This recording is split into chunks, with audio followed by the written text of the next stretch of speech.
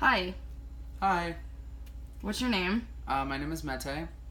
I am bilingual. My family is from Turkey. I was born in the States, so I can speak both languages.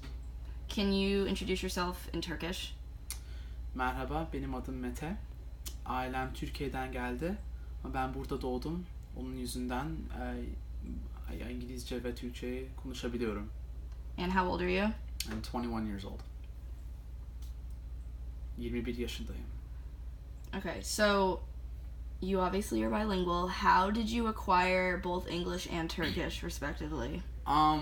Well, so both my parents emigrated from Turkey, to Boston, and me and my sisters were all three of us born here. So at home, they would speak Turkish to us.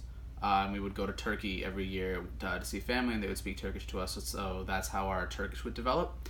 However, because we live in an American environment, because of school, TV shows, friends, and I'm the youngest, so my sisters spoke English to me as well. That's how my English developed. So because we lived in an environment that accommodated both languages naturally developed at the same exact time. Okay, so which would you say that you use more nowadays, in your college life? Nowadays, unfortunately, I use English far more than I use Turkish. Before college, it was probably around 70, not 75, even 65% English, 35% Turkish. Nowadays, it's probably more 85% English and 15% Turkish. Because of that, my Turkish has started to suffer a little bit. However, I am trying to call my parents more and speak it more to make sure that it stays developed. So, one of the terms that we've been learning about when in our research about bilingualism is code switching, essentially mixing two languages, the two languages that you know, in conversation. Could you give an example of that and when you typically use code switching? Sure. I mean, I kind of do that without even thinking. Generally, the only two times I will do that is if I'm speaking with family, and I'm speaking with my parents, and I'd be speaking Turkish, but then kind of switch to English for a few sentences, and then switch back to Turkish. I do the opposite with my sisters. We'll be speaking English, but then kind of switch to Turkish for a couple of sentences, and switch back to English. Other times I do that sometimes is if I'm speaking to someone in Turkey, and occasionally there'll be a word that I forgot or just can't come up with on the fly, and I'll kind of use an English word, which they'll get the general gist of it. An example, I suppose, would be, I would just be talking to my mom, and I'd like be talking about school, and I'd say like, yeah, so school is fine, and then I'd like talk about my exam and be like, bir tane imtihan yaptım yani fena değildi, but it was okay, In which case I said I took a test, it wasn't too bad, but it was fine. Something like that. Mm-hmm.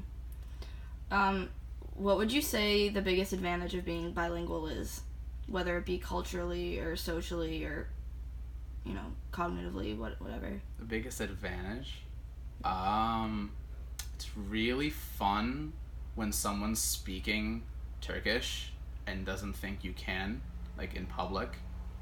And then they might sometimes talk about you. I've had that happen where they like kind of talk about you if you're like in line and they don't know that you can understand exactly what they're saying, and then you confront them kind of and you just speak Turkish and then their face kind of gets flushed. That's what I would say the most fun thing is. In terms of advantages, it definitely helped in school when we had to take multiple languages. So my sisters and I were always adept at, my sisters took French, I took Spanish. We were always pretty good at that, at like switching between languages because we were already used to it. Mm-hmm. What would you say a disadvantage you find yourself having is? A disadvantage, I suppose, is sometimes it can get a little, I guess, stressful when I'm trying to speak either language and I like forget some words from either of them, or like I can think of the word in the other language but not in the one I have to say it. There's sometimes a little pressure to be able to speak Turkish perfectly because I am fluent, but then every now and again, I'll have a word that's on the tip of my tongue that I just won't remember. And it'll be like a very simple word. It'll be like something like cutting, kismic. Like I won't be able to remember what was kismic, and I have it, but it's just it gets like confused sometimes. Okay. Well, thank you, Mete.